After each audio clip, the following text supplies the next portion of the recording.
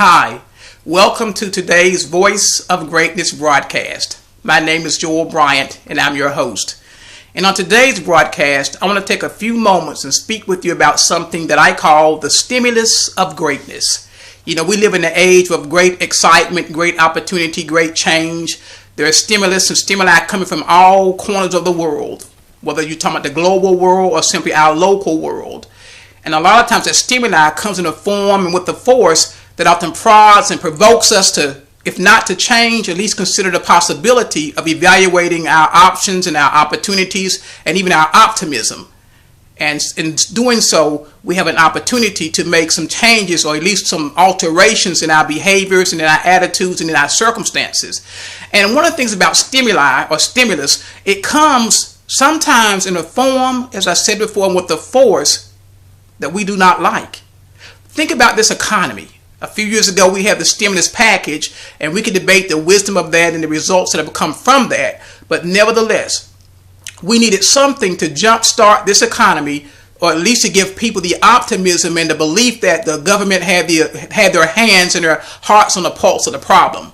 And so a lot of times in our own personal lives, we experience something that causes us to have a need and a conscientious evaluation to look at our practices. And while we may not be global players, we are local people with the opportunity to make a change. And so this stimulus comes to stir us to greatness.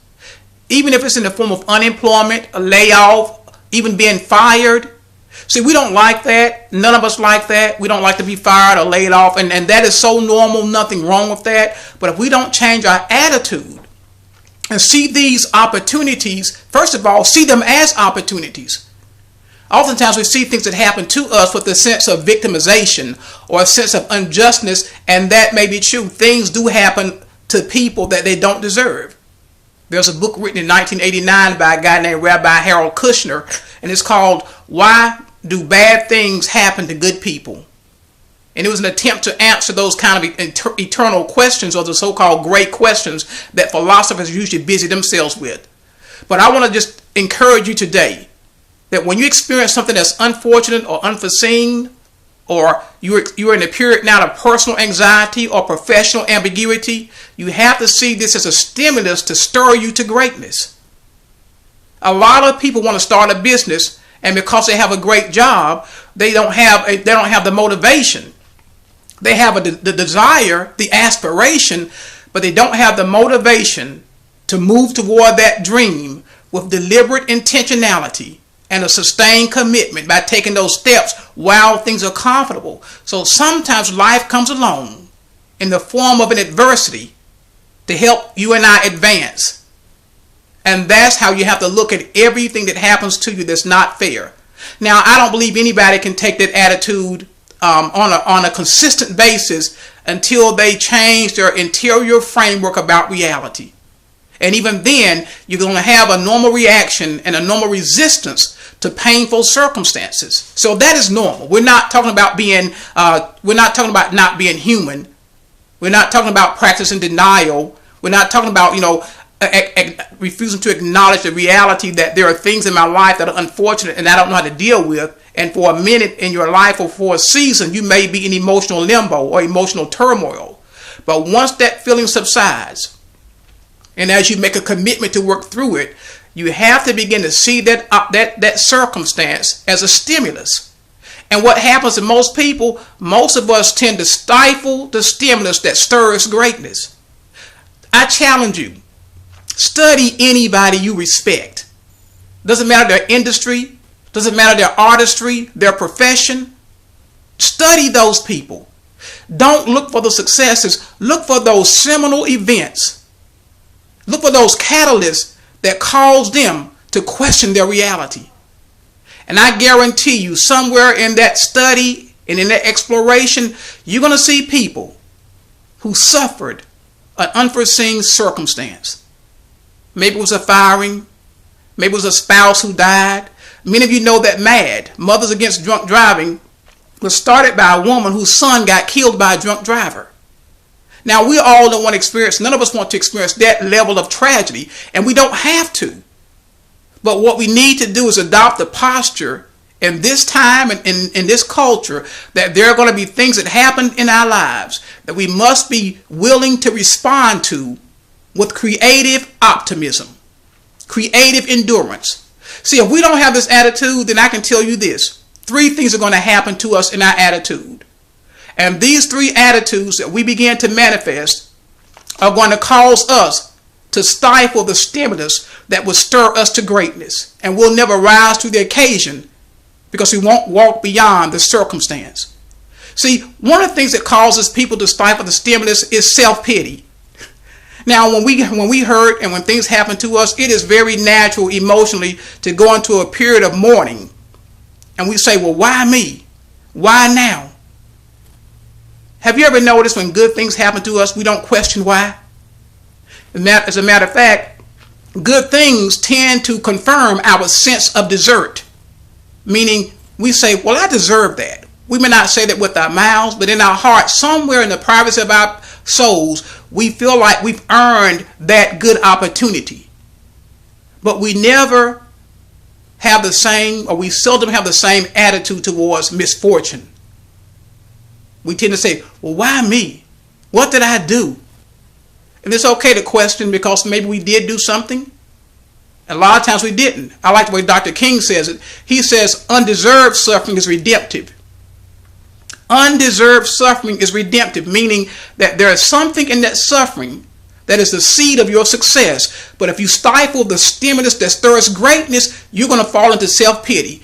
And here's what I call self-pity when it's prolonged. Self-pity is nothing but self-indulgence. Self-pity is extended and uncritical self-indulgence. People who stand in self-pity, honestly, they love themselves too much. It's unhealthy self-love. Because all of us are going to suffer things that we should not suffer. We're going to get fired unjustly. We're not going to get hired as we should by a company. That's going to happen. Tell your story. Share your pain, your disappointment, your frustration, your confusion about why it happened or didn't happen. But after you do that, do not prolong self-pity. Because what will happen is when you start self-pity too long, you're going to begin to pout. And when you begin to pout, then you're going to feel deprived. And then you're going to manifest a second attitude, which is powerlessness. Do you know how many people today feel like that no matter what happens, they don't have the ability to affect change in their circumstances? And so what happens over time, those people tend to stop acting. I read an article the other day. It was talking about with the economy being so bad and the job market being so tight that many people have been chronically unemployed and have been unemployed for a long time. They're no longer looking for jobs. Now, I understand that. We all get tired and discouraged. But if you're not looking for a job, how are you going to find one? I mean, I understand somebody could knock on the door, maybe some money could fall out of the sky, something could happen. I'm not belittling the fact that we sometimes get exhausted and we get disenchanted with the process, particularly when there's no progress in our lives based on our expectations.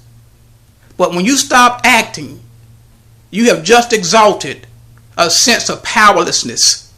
And you begin to say, subconsciously or even consciously, that no matter what I do, I have no ability to affect a positive change in my circumstances.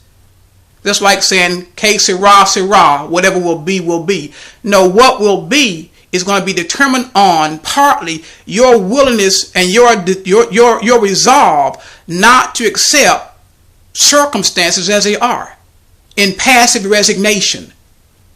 Be careful, because that circumstance, that inability to find a job, might be the call that you need to go ahead and get serious about starting your own business or learning how to budget your money and be more thrifty. Everybody's not an entrepreneur, but everybody must be creative and have creative optimism and creative endurance. Because if you don't do that, if you don't adopt that posture, then too many things are going to come along, and before long, you're going to paint yourself out of the social picture. You'll be covered over by circumstances. And what will happen is Because you feel powerless, you will not see opportunities in your present circumstance. You won't be optimistic, and you won't see any other options other than that's just the way it is. Think about that song by Bruce Hornsby in 1986, That's Just the Way It Is. It was talking about apartheid in South Africa. Now, this system of racial classification had been prolonged and protracted and extensive and corrosive in South African society. But the South Africans and the other advocates locally and globally refuse to accept apartheid as a permanent reality. What if they would have said, you know what? We're just fated to be defeated. Woe is me. We can't do anything about it. The forces of oppression are too powerful to be challenged. That's just the way it is. Some things will never change. There will never been the democracy that is fledgling and trying to flourish in South Africa despite their problems. Nelson Mandela might still be in prison. He wouldn't be the global icon that he has become. But the South Africans refuse to accept things as they were.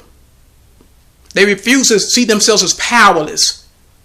Because when you feel powerless, you lose the willingness, not the ability. See, the ability never goes away. You lose the willingness to be proactive and preemptive in your own behalf, and then you start looking for somebody to rescue you. And that's really a problem today. We have people looking for the government to rescue them over the long haul, not just as a safety net, but now it becomes a surrogate parent. That is not what government is designed to be. But when you have groups of people stifle the stimulus that stirs greatness, and then on the other hand, when you have power misappropriating their resources and their responsibility, then they also become complicit in the oppression of those individuals who, if they weren't being challenged in an unjust way, could respond and be responsive to the stimulus of greatness. But even so, every person, every group must find the grit and the resolve in the marrow of their being to shake off the chains of oppression, whether it's economic, political, religious, with the aid of other like-minded people. Because if not, pity and powerlessness will prevail. And once you embrace those two ways of being, then the third attitude manifests itself. You become passive. That means you no longer have the ability or the willingness to respond to opportunities, options, and optimism. Someone will come along and try to aid you and help you, but because you've already resigned yourself to your fate, you will not receive that help. An opportunity will come along and you won't see it because your heart has been covered over with defeat and despair. I want to encourage you today. I don't minimize anybody's problems. I've had enough in my own life to understand just how dark and dour things can be. And I know what it is to practice self-pity. I used to be an expert. I know what it is to feel powerless. I challenge you, those of you who really like to read, go get a book called The Power of the Powerless by this great president and playwright by the name of Václav Havel. I challenge you to read that book. It deals with politics, but there's a lot more in that book than politics. It's very empowering. I want to encourage you today. Reject self-pity. Don't love yourself so much that you defeat yourself by your undue and uncritical self-indulgence. That's what self-pity is when it's prolonged. Reject powerlessness. You are not powerless. You may not have as much power as other people. Power is very seldom equal or equitable, but it is available. And the more power we actualize, the more we activate. Reject passivity. Say, you know what? I don't know if this will work. I don't know how it will work. But I know if I don't get up and do something, nothing will work. And if you do that, then you increase your chances to be responsive and responsible for your own outcomes. That is what it takes to be great. I mean, it takes that just to be on this planet. It takes that to be psychologically and emotionally healthy. But we have to see misfortune and adversity as stimulants to stir us to greatness. What about Randy Pausch, P-A-U-T-C-S-H, I believe, the professor in California who wrote a book while he was dying of some inoperable cancer called The Last Lectures. And it became a kind of a national phenomenon. He wrote a book on living while he was dying. And that book is a testament and a legacy to his attitude. And it speaks to what I'm talking about today. Am I saying that we all can be that way? No, most of us won't. Am I asking you and saying, well, you should be that way about your own particular situation? No, I'm not in your situation. I'm simply saying consider the possibility that even in your situation today, there is an opportunity embedded therein that you can utilize to actualize your potential in a way that will improve your state, improve your attitude, and stop stifling the stimulus that will stir you to greatness. That is so important. If we don't do that, we may as well dig a grave and die. Because life is going to come at us. Things are going to happen to us, and when they do, we have to have our emotional moment, even if that moment lasts a couple of months. But in the meantime, we must try to work through it and walk through it so that we do not allow ourselves to become passive, powerless, and indulge self-pity. See, this is about not allowing turbulence to become a deterrent. Do you know great people don't allow turbulence to become a deterrent in their pursuit of their dreams and their goals? No, they're not superhuman. Don't believe that. Everybody aches the same way. But it's what we do with our ache. It's how we respond to our ache and our adversity. That is what determines our legacy. So that means it does not matter if you've been laid off or picked on. You must pick up your dream and embrace a thing that fear says you can't do. And you can do that if you refuse to let turbulence to be a deterrent. If you refuse to stifle the stimulus of greatness. If you find examples of other people, other cultures, other ages who did something unique and uniting that furthered the human condition, then I believe that you and I, despite pain, despite persecution, and despite deprivation, we can increase the quality of our lives and the character of our journey. Whether or not we achieve greatness, the thing is we're dying en route instead of in a rut. I want to encourage you today. I've had my own adversities. I have many now, even as I make this broadcast. But I've made a decision in my life not to allow myself to have too much self-love to where I practice pity as a way of being. To where I refuse to be powerless. I refuse to be passive and complacent because things have happened in my life that I don't feel like I deserved. And if you can adopt that same posture, if you're willing to consider that possibility, then you have just refused to stifle the stimulus that can stir you to greatness. You can do it. One day at a time, one thought at a time, one moment at a time, one event at a time. Go at your own pace, but don't you leave the path, and don't ever lose your passion. This has been the Voice of Greatness broadcast. My name is Joel Bryant. Until next time, have a greatness week, because you can.